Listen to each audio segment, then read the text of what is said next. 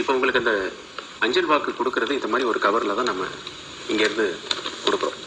இந்த கவரை நீங்கள் பிரிச்சிங்கனாக்க இதுக்குள்ளே வந்து ஒரு 5 டாக்குமெண்ட்ஸ் இருக்கும். இந்த 5 டாக்குமெண்ட்டை நீங்கள் வெளியில் எடுத்தீங்கன்னாக்கா முதல்ல உங்களுக்கு வெளியில் தெரியுறது அந்த விதிமுறைகள். இந்த விதிமுறைகளை நீங்கள் பிரித்தவுடனே படித்து பார்க்கணும். வாக்களிக்கிறதுக்கு முன்னாடி கண்டிப்பாக அதை படித்து பார்க்கணும். படித்து பார்த்துட்டு பின்னாடி வந்து எத்தனை தேதிக்குள்ளே எத்தனை மணிக்குள்ளே நம்மளுக்கு திரும்ப இதை செலுத்த வேண்டும் அப்படின்ற செய்தியும் நாங்கள் இங்கே சொல்லியிருப்போம். இதை எடுத்து இது ரெண்டையும் எடுத்து வச்சுட்டு அடுத்தபடியாக இந்த பி கவர், இந்த பி கவரில் தான் நீங்கள் செலுத்திய வாக்குச்சீட்டை எங்களுக்கு அனுப்ப போகிறீங்க. இந்த பி கவரை உள்ளே திறந்தீங்கன்னாக்க உள்ளே வந்து ஒரு 3 டாக்குமெண்ட். அதில் வெளியில் இருக்கிறது உறுதிமொழி. இந்த உறுதிமொழியில் நீங்கள் கீழே கையெழுத்து போட்டு அதுக்கு கீழே ஒரு அட்டஸ்டேஷன் வாங்கணும். இந்த உறுதிமொழியை முடித்ததுக்கப்புறம் இந்த உறுதிமொழியில் யார் கையெழுத்து போடுறாங்களோ அவங்களோட கையெழுத்து தான் இந்த பி ஃபார்ம்லேயும் இருக்கணும்.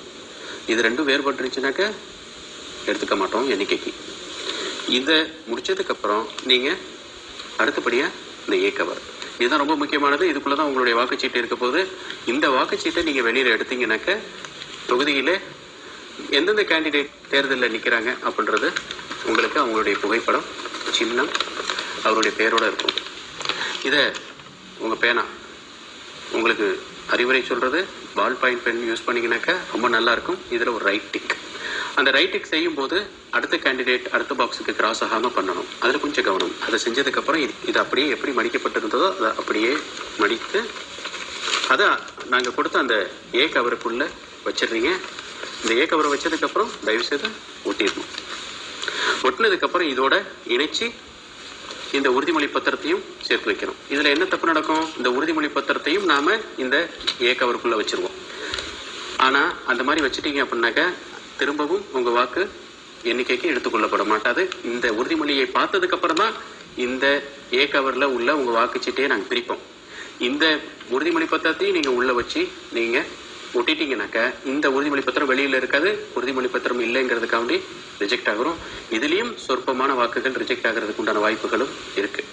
அதனால் இதை வெளியில் வச்சு இதை நீங்கள் இந்த பி கவருக்குள்ளே இதை செலுத்திடுங்க. இதை செலுத்தினதுக்கப்புறம் அந்த பி கவரையும் நீங்கள் கவனமாக ஒட்டணும். ஒட்டினதுக்கப்புறம் இதில் 2 அட்ரஸ் நாங்களே சீல் பண்ணிட்டோம், உங்களுக்கு சிரமம் வேண்டாம். இதில் உங்கள் கையெழுத்து, இந்த கையெழுத்தும் உங்கள் உறுதிமொழி பத்திரத்தில் இருக்க கையெழுத்தும் ஒன்றாக இருக்கிறத சரிபார்த்துக்குங்க.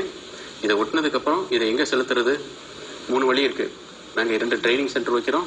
ட்ரைனிங் மையத்தில் உங்களுக்கு அந்த வாக்குப்பெட்டி வைக்கிறோம், அங்கே நீங்கள் வச்சிடலாம். அப்புறம் உதவி தேர்தல் நடத்தும் அலுவலகத்துலேயும் ஒரு பாக்ஸ் இருக்கும், அங்கே போய் நீங்கள் செலுத்தலாம். அப்பயே முடியலையா? அஞ்சல் வழி போஸ்ட் பாக்ஸில் இதுக்கு ஸ்டாம்ப் கூட ஒட்ட வேண்டாம். நீங்கள் அப்படியே போஸ்ட் பாக்ஸில் போட்டுட்டீங்கன்னாக்கா எங்களை வந்து சேர்ந்துடும். அனைவரும் வாக்களிக்க வேண்டும், சரியாக வாக்களிக்க வேண்டும்.